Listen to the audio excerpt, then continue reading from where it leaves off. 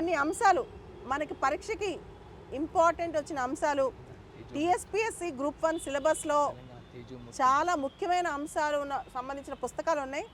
వాటి మీద Telangana department of language and culture director మామిడి హరికృష్ణ గారిని అడిగి తెలుసుకుందాం. స్టార్ట్ చేద్దాం. సార్ నమస్తే అండి. నమస్తే బాలలత గారు. సార్, గోల్కొండ చరిత్ర పుస్తకాన్ని ముట్టుకుంటేనే గోల్కొండ ఫోర్ట్ని టచ్ చేసిన ఫీలింగ్ వస్తుంది. అంటే ఆ హెచ్చు తగ్గులు అన్ని ఇక్కడ కనిపిస్తున్నాయి మనకి. టెక్స్చర్ దాన్ని అట్లా చేయడం జరిగింది. న్యూ టెక్నాలజీ అది. ఇది వెరీ న్యూ టెక్నాలజీ, ప్రింటింగ్ లో న్యూ టెక్నాలజీ. వెనకాల కూడా బ్యాక్ కవర్ కూడా, ఫ్రంట్ కవరే కాదు పుస్తకం బ్యాక్ కవర్ కూడా గోల్కొండ చరిత్ర. సార్, ఈ బుక్లో కంటెంట్ ఏముంది, మా వాళ్ళకి అంటే తెలంగాణ యువతకి పరీక్షలు రాసే వాళ్ళకి ఎలా ఉపయోగపడుతుంది పుస్తకం?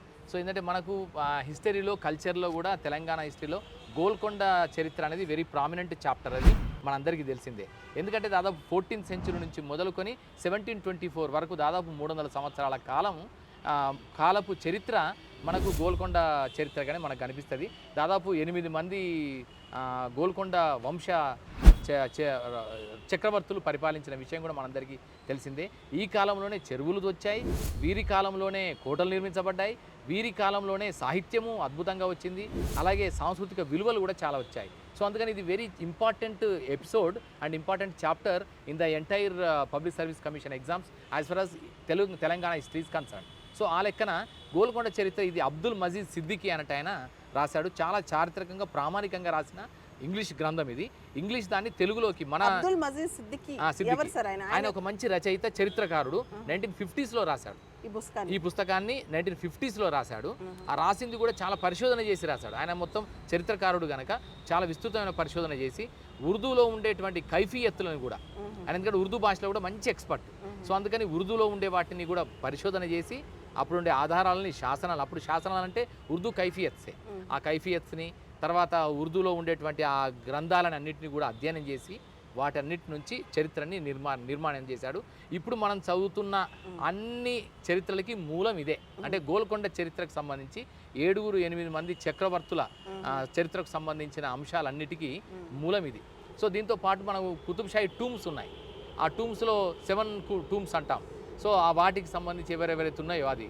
తర్వాత అక్కడ ఒక మహిళా చక్రవర్తినికి సంబంధించిన అది కూడా కనిపిస్తుంది, మనకు ఒక సమాధి కనిపిస్తుంది, హయాత్ బక్షి బేగం అని.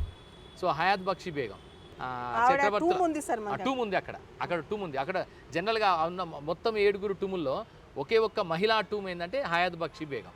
ఇది కూడా ప్రశ్న రావచ్చు. 7 కుతుబ్షాహీ టూమ్స్లో, కుతుబ్షాహీ సమాధులలో ఉన్న మహిళా చక్రవర్తిని సమాధి ఎవరు, ఏది అని అడిగితే చెప్పడానికి వీలుగా ఉంటుంది.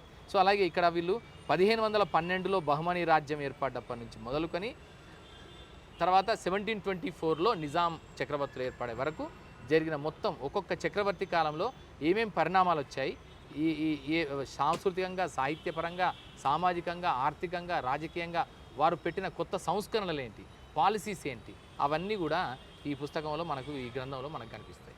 అద్భుతం సార్. అసలు ఇలాంటి పుస్తకాలు మళ్ళీ మీరు తిరిగి ప్రచురించి దీన్ని మళ్ళా మరుగున పడిన వాటిని బయట తీసుకొచ్చారు. తెలంగాణ భాషా సాంస్కృతిక శాఖ. సూపర్.